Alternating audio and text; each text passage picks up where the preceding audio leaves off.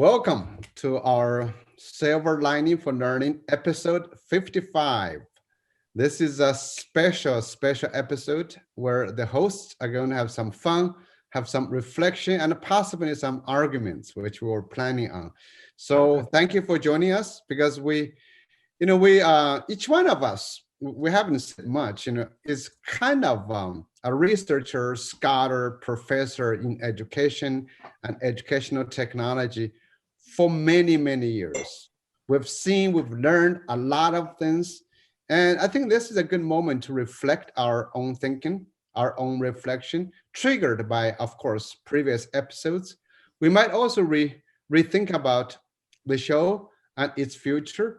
And of course, we invite you, all of you, the audience, please submit your questions, send us comments. We always appreciate that. So with that, I'm going to let Chris to say what he has in mind. Can I say one thing before we start? You want to do that? No. This is not where we start fighting.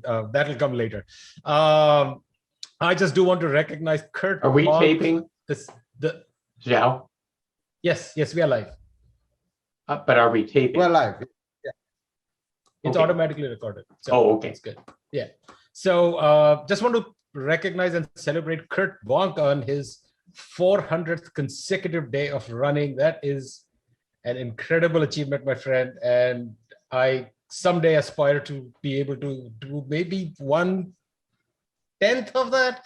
But I do think that should be recognized. And I think there is a book there somewhere because I see on Facebook, whenever you post pictures of a run, there are some wise comments, some wise ass comments, and I think taken together can make actually an interesting ebook, if nothing else. So congratulations on that. I just do want to recognize that. A book is coming, a calendar is coming. Thank you, Punya. And you get 6 pairs of shoes out of this. So, I at least I got new shoes. I got some new shirts. What the heck? So yeah, 100 days left.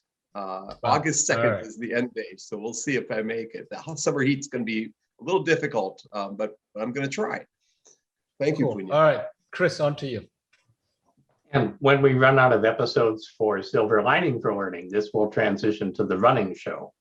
We'll have a weekly episode.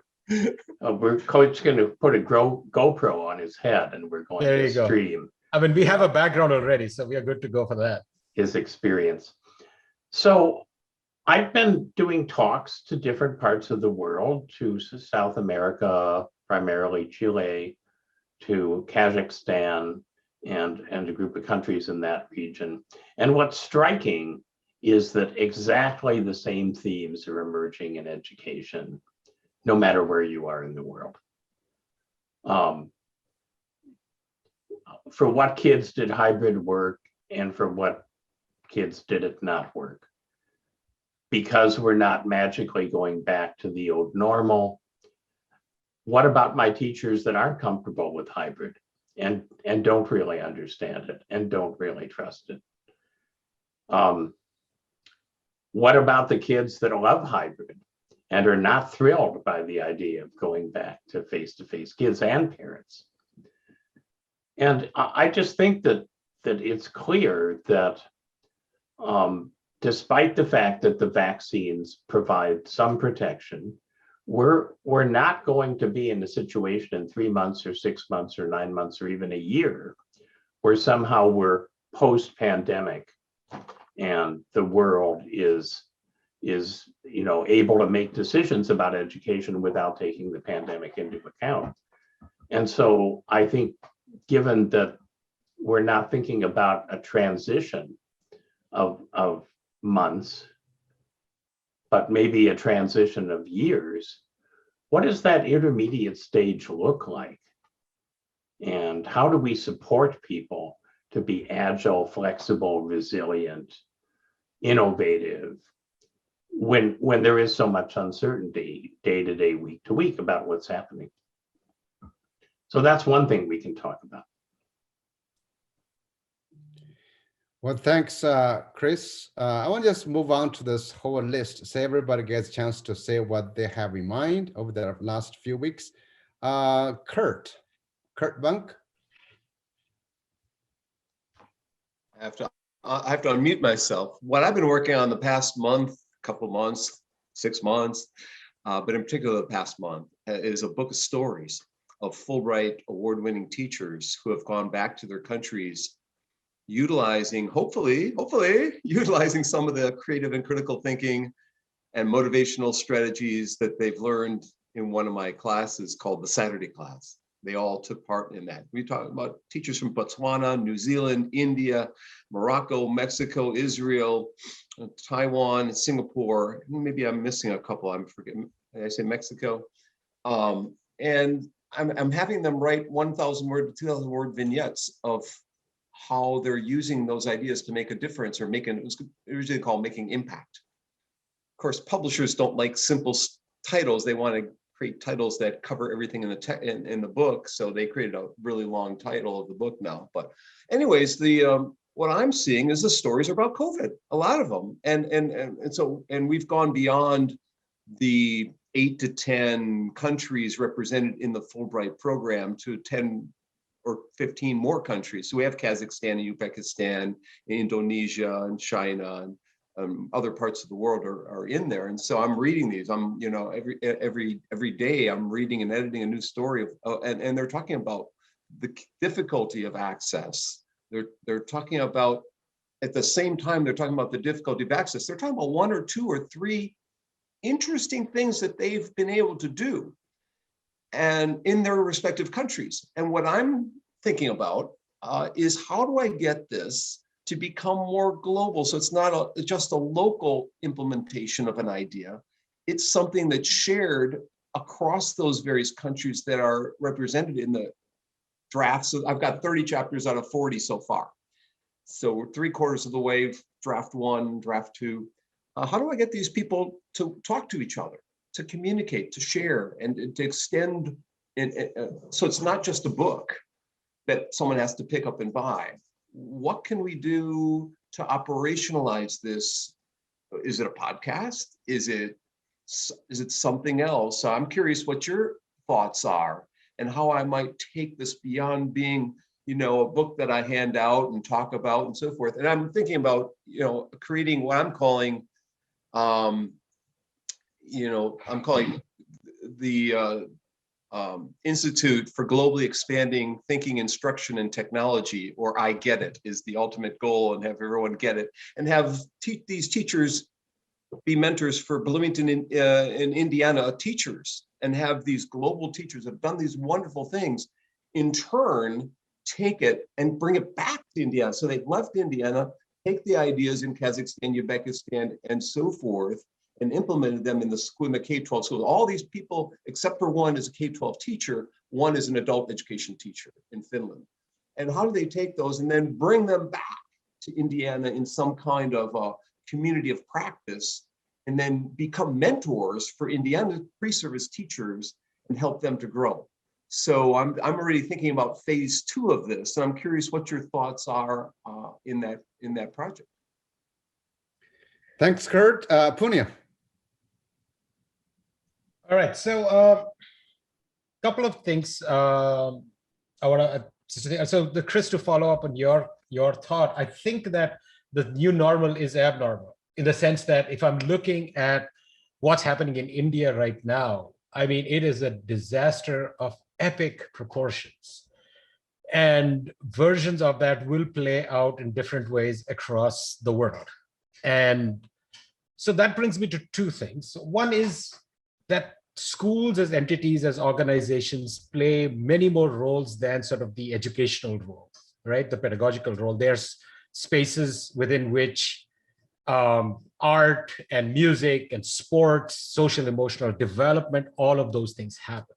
That even if we do go to remote, let's say if that's a possibility, and in societies that we live in right now, whether it's in Phoenix or it's in, you know, Boston or Kansas or Indiana, those resources are available. I mean, just look at the difference between like vaccine deployment in the last couple of months. A country like the United States, if they decide that they're going to vaccinate everybody, they have the resources to make it happen.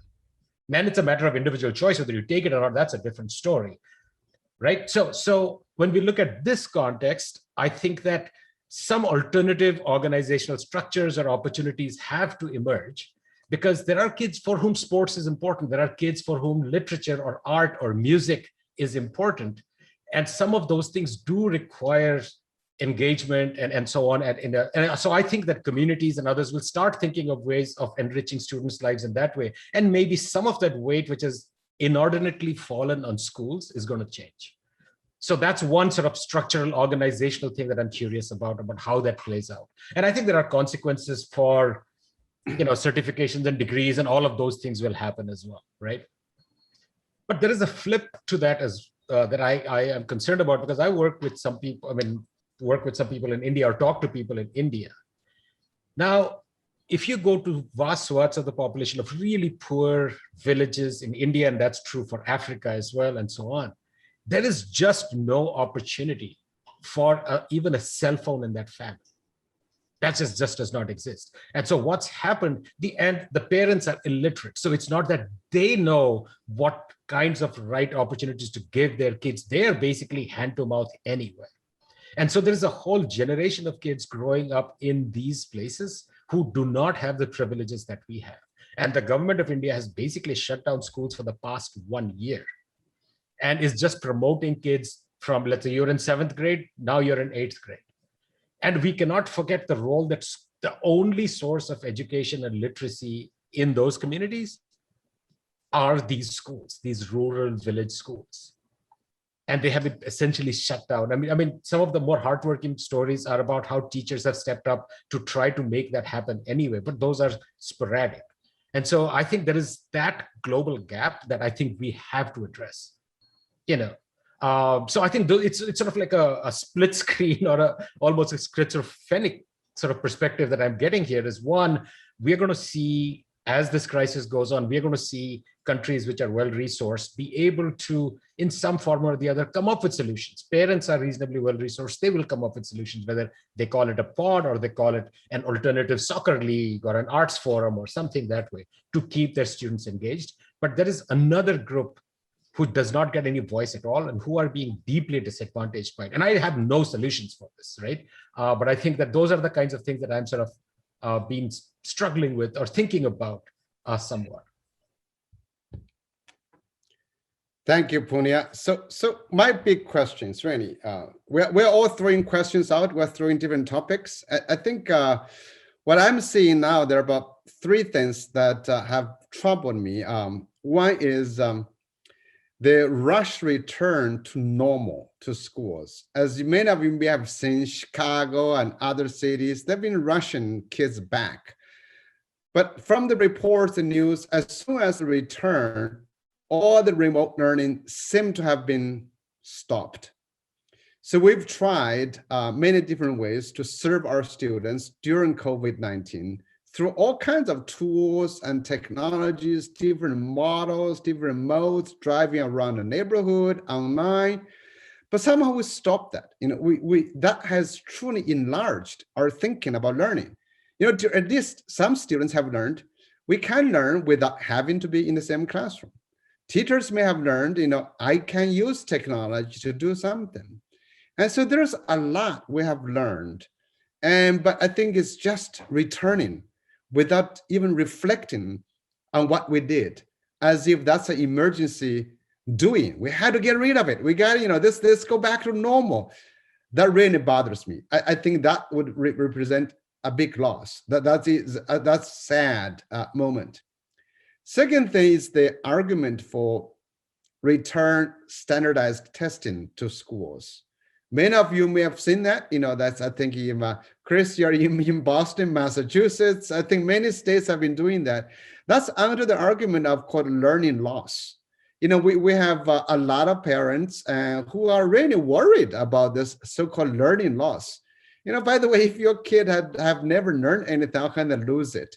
And we lose our learning all the time anyway, right? I mean, when you go to college, when you are your age, now you've lost most of your years of learning. I think I've lost my 50 years of learning already. I don't gain anything from my elementary school, but that's a joke. But seriously, really, how do you learn? We have this fantasy that when there's a curriculum that's built, grades 1 to grades 12, then that's suddenly learned.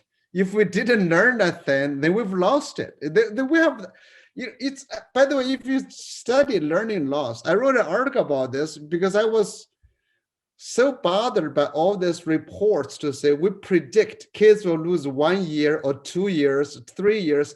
How do you lose? And so and then some people say, well, let's test it. We bet the African American kids have lost more than Asian kids. We bet have all those kind of things. But why don't we just deal with the kids? I think that COVID has created a lot more diverse learning opportunities. We will have even more diverse learners. We have to meet where they are. And plus, we have to think about if they lost something, what have they gained? I just don't believe children wasted the whole year doing nothing, just without being taught by teachers. So that's the second thing, is learning loss, standardized testing, what are we doing? And the last one I'm bothered is I look at China, I look at Australia, I look at New Zealand, look at the US, I look at India, look at all the different countries. Children truly have had very different experiences. I applaud Kurt for trying to connect teachers together, and we want the kids to work together. But I have I read another deeper thought about this to say, our kids will be living in the age of globalization. How are they going to think about this year or year and a half or 2 years of COVID? How do they think they are connected globally or locally? Because with the remote learning, you may not be connected locally very well, but you might be connected globally more. So we don't know. You could be, so online. So that's the kind of things I would like to chat about and think about. And so anyway, I'm going back to Zhao, anyone. All right. This is yeah. This is trigger statements here, right? No, I read your piece about learning loss. Yes. And the thing that struck me is, and I come back to this point about the conversation that I've been having with people in India who've been working in the most deprived or difficult schools where parents are illiterate and so on. You're talking about basic literacy, like basic ABCD, or whatever regional language you're learning in, basic math. They have no source of that, but their schools. And so there is a distinct fear of learning loss in that context. So I think that the argument for learning loss is a lot more nuanced than saying that because you cannot get your foot in any global conversation if you cannot read and write and do basic mathematics. That's just a fact. You can't, you are stuck to the most menial of jobs with, there is no hope for progress or economic growth and stuff. So I think that the issue of learning loss, I think, is overblown. I think the use of standardized testing to capture what has been lost, that is a dumb idea, because those tests are not measuring what might potentially have been gained in terms of resilience, in terms of learning. I completely agree with that. But I do think that this point of the context within which it is happening varies dramatically across the globe. And what might make sense in a conversation here in the United States, I don't necessarily think makes sense across, let's say, certain parts of India. It might actually make sense in some parts of India. If you live in Delhi or Bangalore or something where your parents are well-resourced, it's a different story. But I think that there is just so much diversity of needs. And where it is basic literacy at stake, I think that there is something significant in terms of learning loss that may be happening.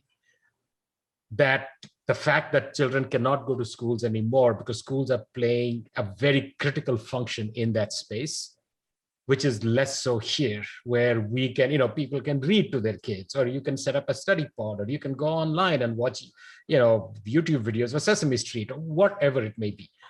So I think that the resource accessibility makes a huge difference to that. So again, not disagreeing with the broad thrust of your argument, but just saying that I think it's more complicated than that, depending on the context. And I think even though through all our episodes, one thing stands common, and this comes to the point that John made, is to have different countries learn different things. I think what has stood out is everybody suddenly confronted the same problem. But I think that we have to be sensitive to the fact that all the guests we have on the show are ones who had access to the technology, who could do X or Y or Z. The people who don't are not on the show because the educators who work in those spaces will never be on the show, and we will never hear about them unless we talk to some intermediary who has been working with them. And I think if you talk to them, for them, the issue of learning loss is very genuine.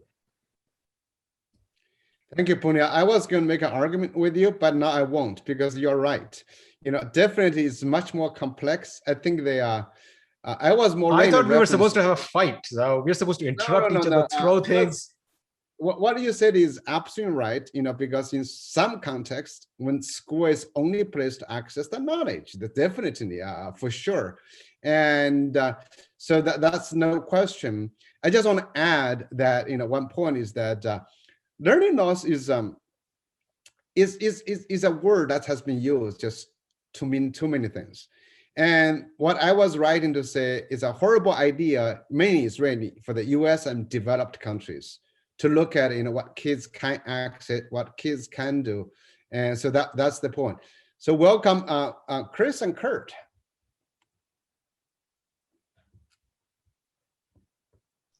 Well, I'm thinking about some recent classes that I've taught in my motivation and learning course. And one of them was about a game called Quandary that's available for free on the internet, middle school, high school. It actually started in part years ago in my course. And it's a game about it's a game about ethical reasoning. A quandary is a situation in which no matter what you decide, some people are going to be unhappy. And so then the question becomes, how do you make an ethical decision, meaning that you listen to everybody, you apply different lenses, and then you bring some kind of morality to bear to make an informed decision. Quandary is not trying to teach people what is good and evil. It's trying to teach people when you're in a situation where somebody's going to be harmed by any decision, how do you go about making that kind of decision? So it involves critical thinking, it involves conflict resolution, it involves ethics, and so on. I think it's a very nice game. And then in another class, I talked about alternate reality, not augmented reality, AR, but alternate reality, AR. And alternate realities, well, Harry Potter is a kind of alternate reality where there's this muggle world that we think is the real world, but then there's a wizarding world that's also coexists with it that we don't see. And people can design alternate realities as learning experiences. I showed a YouTube video about an alternate reality called Conspiracy for Good that Nokia created and ran for a month in London in 2010. But what I said in the class is that alternate realities have been weaponized now by political parties. It used to be, if you look across history, that you see people had different beliefs. And so you get into a war in a society, a civil war of some kind, because there are two different belief systems. But now we've actually reached the stage where there are two different realities. People are sitting next to one another, and they're not disagreeing on how to interpret the facts, they're disagreeing on the facts. And it's reached a scale that I never would have thought possible. I mean, that people can have other people dying all around them and deny that there's a pandemic is just something that I never would have thought was possible, but we clearly see it. And in fact, it's a lot of people, not just a few people that have that. So I think at the root of a lot of what we're talking about is the belief that there's still in a way that you can get away. You can get away from ecosystem problems. You can get away from global poverty problems. You can get away from all of these other things, failure to meet the UN sustainability goals, and so on. Because first, you can put up physical barriers and make sure that none of those people ever get near you, the anti-immigration approach. And second, you can put up economic barriers, and you can just be so rich that somehow you insulate yourself from all this stuff. But it's clear that there is no way. It's clear that we're all part of these big systems, and that if there are large numbers of people who are adversely affected, then everybody eventually is going to have to pay the price for that, no matter how rich you are, no matter how high the walls are that you build around yourself, and so on. So systems thinking and ethical reasoning, I think, are two enormous shortfalls, and somehow we've got to get the educational system to be able to communicate those two things, because that's our job. If people graduate and they don't understand systems, and they don't understand not morality but ethics, then we're in trouble. So much for the sermon. Now you can all jump on me for being moralistic. I'll jump on that one. Can I? I'll bring correct. That's another thing that has really troubled me, if anything, is the ethics. Because we're talking about different cultures, different religions, different countries. You know, one thing that's what I call, it's simple. We don't live along with each other very well. You know, people were talking about how fragile democracy can be, how strong authoritarian countries, totalitarian countries, dictators can survive. If you look at the world today, education feels so weak. You know, a lot of education is brainwashing. A lot of education is to teach people not to think on their own, but to think as a nation. So nationalism, this is kind of silly. I was reading about, I think this is Berlin's, discussion about nationalism in the UK in the 1950s, big discussion about that. And nationalism is driving human beings nuts. We as educators, silver lining, should try to drive that. So I completely agree with you to say, okay, ethical reasoning, how do we rise above as human beings, as humanity, without having countries to fight with each other, So that's really, I don't think our schools do a good job. Our schools are all nationalistic.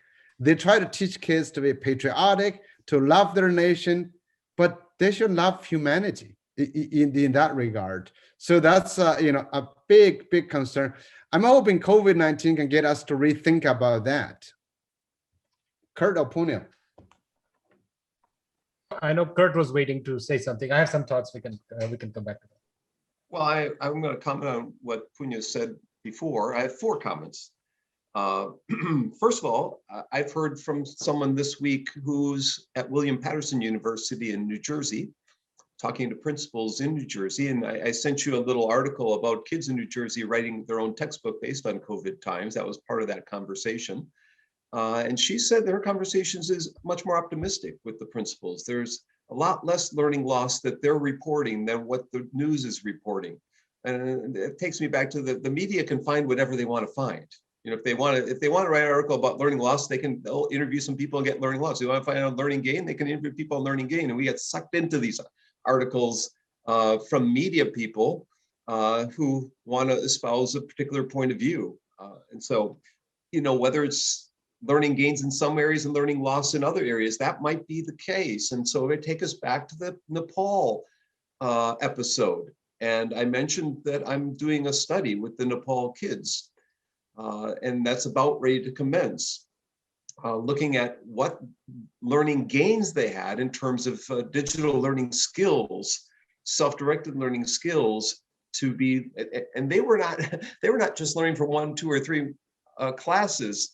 We got lists of dozens from, of 13-year-olds, 15-year-olds, each one of them taking on multiple classes at one time. So it's kind of fascinating, but we're not started with that one yet. So I don't have anything to report, but we're starting tomorrow is a study of Duolingo and kids learning languages online on their own.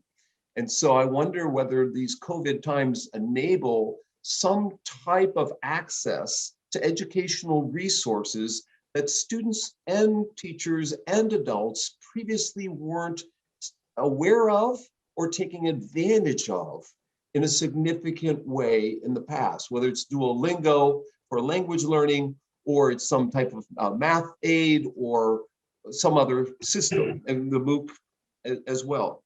So I think we could shift some of the focus of the next couple of weeks into asking Punya's question about what we can provide to the kids, the students in India who are being left behind here. And we have next week David Wiley, probably the #1 person in the field of open education, coming to us, and we can there's a lot of access to open education in India from the Khan Academy, where they have no teachers. But what about where they have no technology, where they have no computers, where they have no, in addition, no teachers? So we might push Punya. We might also push the guests coming in 3 weeks talking about universal design for learning. And they have a new book out with, I think, chapters from India. And so we might ask them some of the same questions. So I think we can formulate some questions this week that we can utilize in the next couple of weeks. In 2 weeks, we have guests coming from Finland talking about some kind of a social critical perspective on the uses of technology.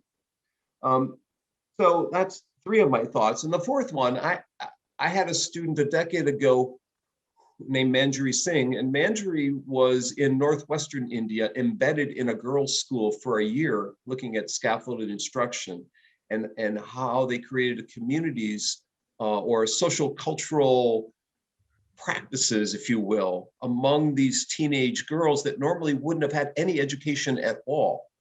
And what kind of outcomes were occurring in these communities. They had no technology. And no one's heard about her study. I'm sure none of you have heard about her study. So, and I said, Manjari, you're spending a year of your life embedded with these kids. So, she was really devoted to what was going on there in northwestern India near Kashmir.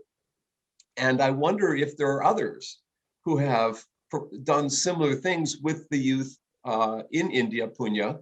I wonder if there is more going on in India than what you've told us about. Are you holding back, Punya? Is there more a possibility for hope that's there if we just raise the level of awareness that what has occurred instead of talking about the problems? What are the opportunities that are there? We can talk about opportunities with David Wiley next week, with people at UDL in 3 weeks. What do you think, Punya? Hold on. I have Kurt. Kurt, I'm very curious to learn about Duolingo.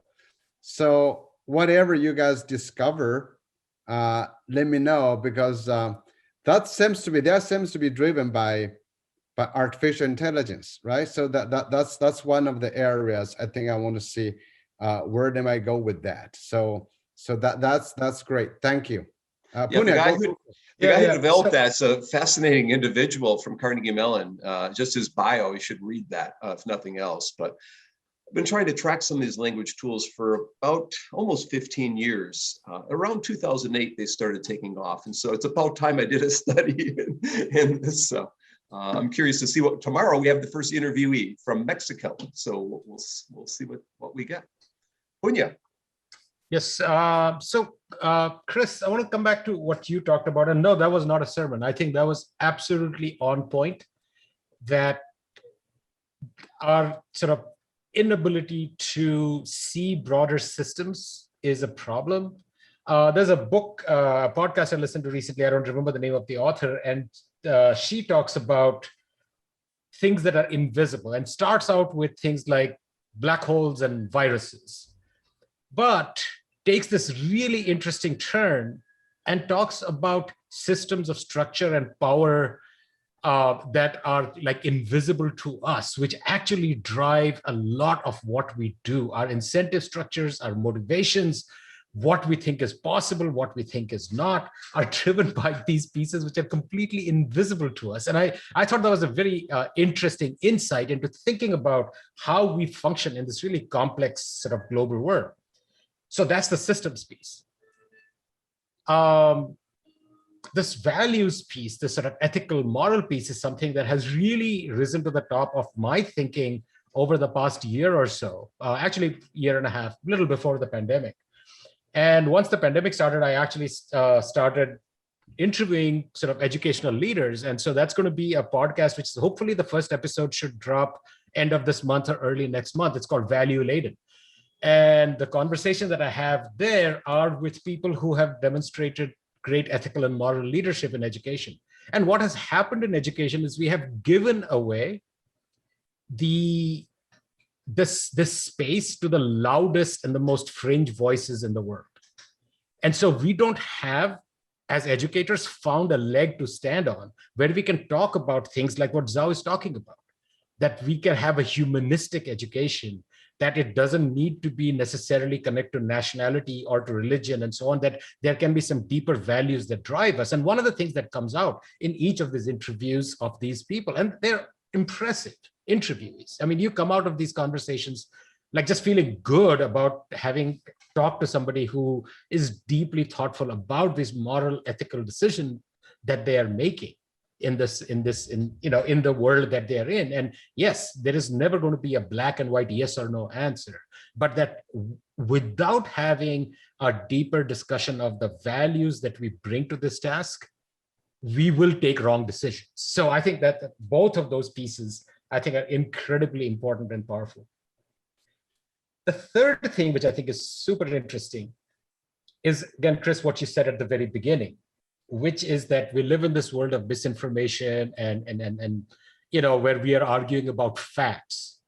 And there's a wonderful short story by this guy called Ted Chiang. He's the same person who wrote the short story on which the movie Arrival was based, is easily one of the best thinkers. He's got a great podcast episode with Ezra Klein on the Ezra Klein Show, which I really recommend everybody listen to, because you can see just an amazing brain and mind at work. So he has this short story called The Truth About Fact and the Truth About Feeling. If people want a copy of it, let me know. I'll send you the link to that.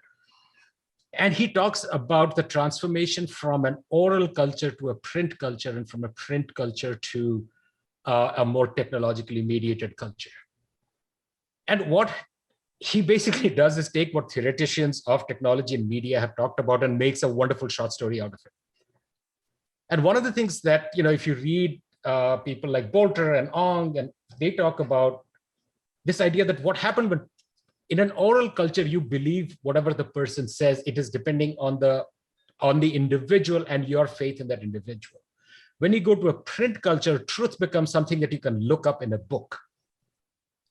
And that's something we say, like, if I ask you a question about X, go look it up in a book. The truth is there. And I think now we are in this world, which is this weird combination between an oral culture, where truth is what is being said on social media, on my WhatsApp channels, and so on and so forth, and a precision by which we can pinpoint who's saying what, which is different from morality, and it's happening at a scale. And so it's not surprising that we are seeing this ferment happen. And if you think about what happened once print came into the world, you see the scientific revolution, the French Revolution, the American Revolution, Reformation, all of those social transformations came about because of this transfer of power from certain groups of people, priestly class or the ruler class and the literate class, to a wider population. And so I think we are seeing a similar thing happen right now in the world, and it will stabilize in some way. But I think that we are seeing, that's part of sort of the great earthquake or transformation that's happening as we live, in this world today, with the rise of these internet communities and social media and so on. I mean, that's something that as a show we really haven't gotten into. Would love to sort of have somebody guest of that nature who can speak to that transformation, both from sort of a philosophical or theory of technology perspective, but also from the pragmatic. Like, what's happening? I mean, youth are using this in powerful and different ways. It's not all bad, like Kurt, you said. And coming back to the point, Kurt, that you made, oh, absolutely. I'm not trying to say that. I mean, that's the problem, right? I mean, either we take a monolithic approach to what India is, which is, oh, there is hope everywhere, or we take a monolithic approach. It's, oh my God, it's a disaster. There are many Indians, just like there are many Americans. And I think we have to be sensitive to that any solutions and technological or otherwise that we come up with are going to be relevant for certain segments of people. And again, I'm not saying that we should stop our work and go do something else. However, we should not also be blind to the fact that what we are talking about apply to certain groups of people and may not be relevant or useful for others. So that's all I'm trying to argue for. There are amazing stories of success in India of individual educators, of teams of people or organizations who are doing amazing work in the field. That does not in any way mean. Wait, Young. No, this is great. I love it. You mentioned two people that they might have caught. You said Bolter and Ong. It's J. David Bolter. Is that right? Yep. Okay, so he could be someone that you or I try and bring in for a show. He's at Wesley College now in digital media. Well, and now Zhao wants to fight with me, so let's do that. No, I just wanted to say that before he gets his boxing gloves on, I was heavily influenced by J. David Bolter.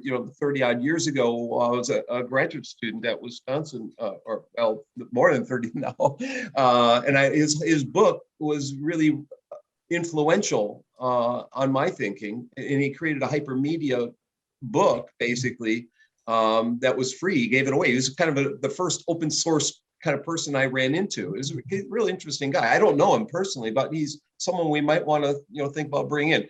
Now I'll give you guys boxing gloves now, so go ahead and oh no, Kurt, no. I was just joking. Because Punya touched on so many important issues, and I mean, the last point I don't even want to comment on, because we only appeal to certain types of people. Of course, that's just true. We can't even speak to American education because many of us have not lived in places or know the places. They're all diverse. That's why when a lot of people ask me, compare education in China, compare it to America, I say no, it's very hard, just to say.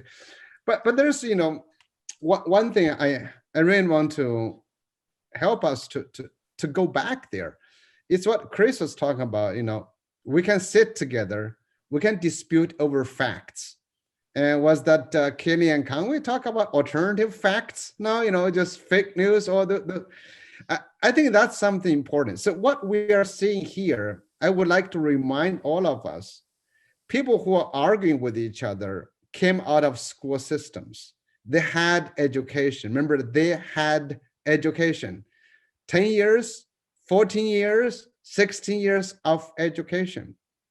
How did we fail them? I would like to bet, people debated the issues we're talking about today, like as mentioned, nationalism, we talk about statism, we talk about, brainwashing, we talk about facts and fake news. How did that happen? I think, American education, actually education globally, has been overly too much exclusively focused on the economical humanity. We everything we justify to say, how are you going to make better job, make more money? You look at all those diagrams there, and we have not come down to what Chris, you were talking about, human values. And human values, I think after the end of World War II, there might have been a lot of people talking about how do we get to become not nations, how do we become more humanity? I don't think that worked. And this time, can schools do more or less of that? So I want to invite you guys to have a fight and debate over that. Go for it, Chris. Chris, I would love your thoughts. Well, I don't necessarily want to fight or debate. I think that I think we should make clear to our viewers that this is not a genuine fight or debate, but right. I must say I am enjoying the conversation because we said that let's push each other, and I think that's awesome. Yeah. So I think that the existential burden of living in a complicated situation is very high, and philosophers, which I am not, have written about this, that there's this enormous challenge in a complicated situation of figuring out all the dangers, figuring out all the opportunities, taking personal responsibility for your life and for other people's lives and so on. And I think for a lot of people, it's just easier psychologically to say, I'm going to believe a simple lie and live my life that way and escape all of this responsibility and existential angst and so on. And that's the appeal of authoritarianism, I think, that ultimately the authoritarian says, forget all this complicated stuff, just do what I say and everything's going to be fine. And people who feel overwhelmed, that's a really useful message. It's important to remember that Hitler, for example, did not come out of a stable society. He came out of a very chaotic Weimar Germany that was living under impossible terms from the settlement of the First World War. And so people were feeling overwhelmed. And so, hey, here's this, leader. In Japan, it was, the emperor was a religious deity. And I'm not singling those two out because I think we see this everywhere. So somehow what education has to say is there are no simple answers, right? And in fact, if you follow a simple answer, you're going to end up in a lot of trouble. But that there are ways of taking a complicated situation and navigating through it so that you're not paralyzed by all the challenges and opportunities and responsibilities that it entails. And this is, I think, why even highly educated people are falling into this trap, because what education taught them has nothing to do with what I've been saying or you've been saying. What education taught them was, how do you recognize among 4 distractors on a multiple choice test what the correct answer is to a situation in which there's one correct answer? Well, if you grow up believing there's one correct answer, authoritarianism is just the next multiple choice test that you're faced with.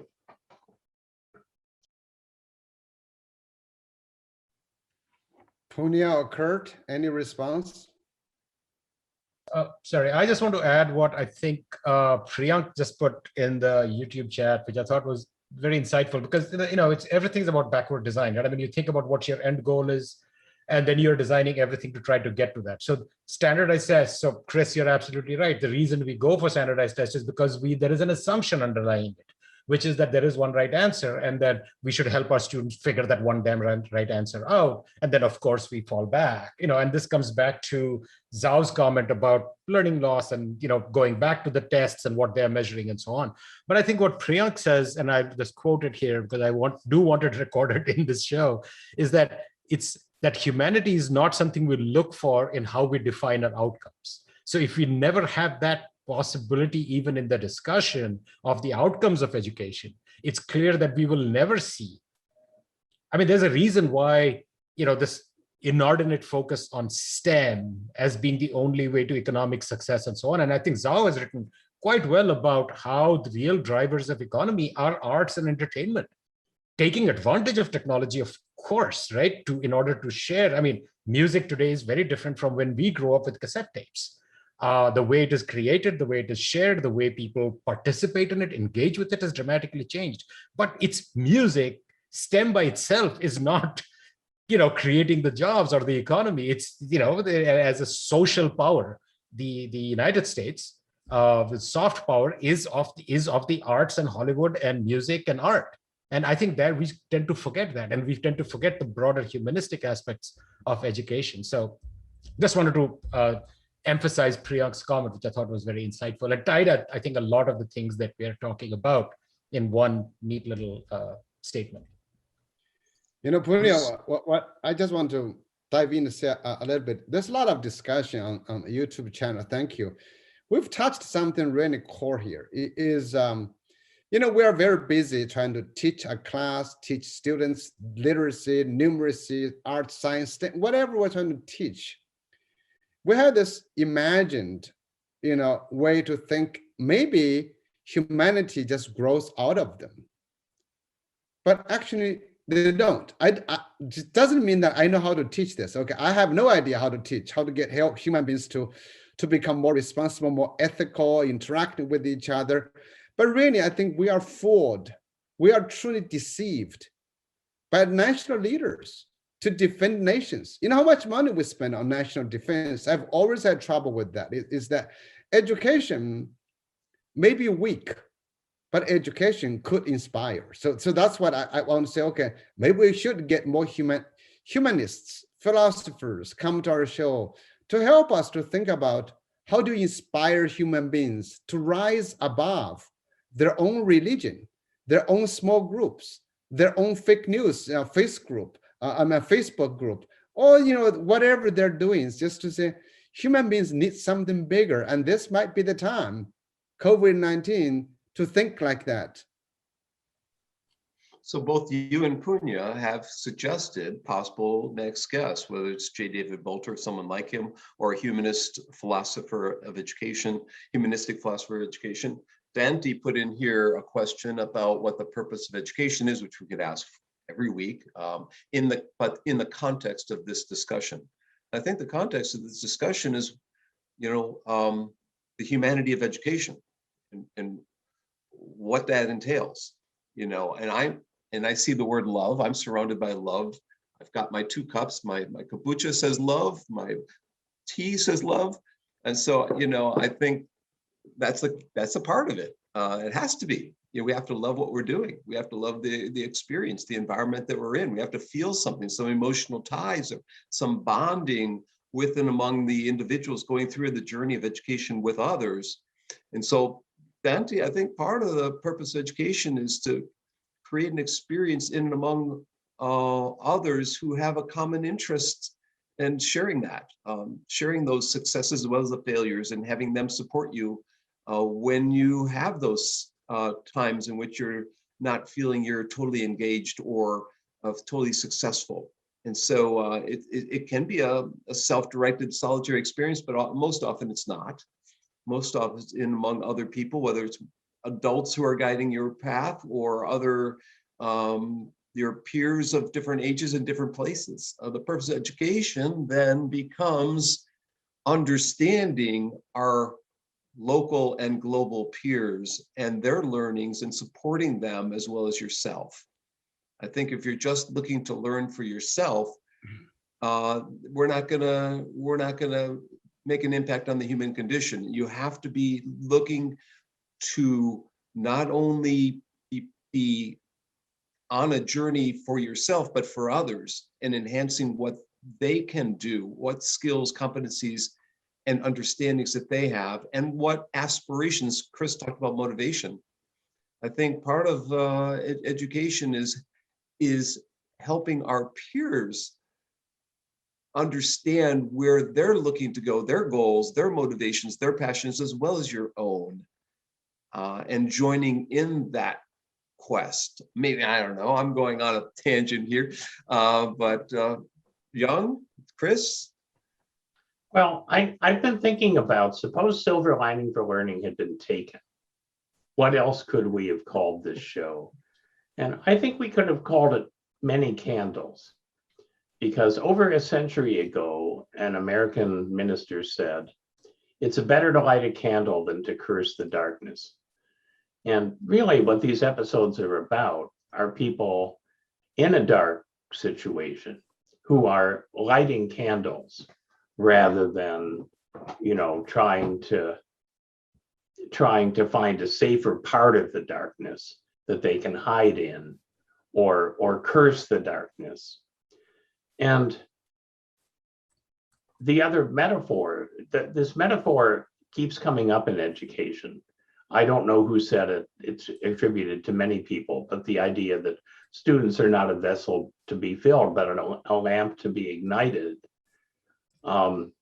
Somehow that's at the heart of our way forward here, and of shows like this, is that we are displaying where the candles are, and we are asking how we ignite the lamps within our students, rather than just filling them up with a lot of the the misconception, myths, and lethal paradigms that now are what happens. So Chris, I like the many candles metaphor. I think one of the reasons education honestly hasn't moved as fast as we wished was many people believe they have the candle. They have their candle. And therefore everybody has a candle.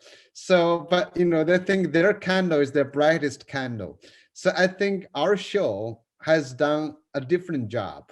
Silver lining for learning. We're able to bring in people, and everybody has a candle to show. So many candles work.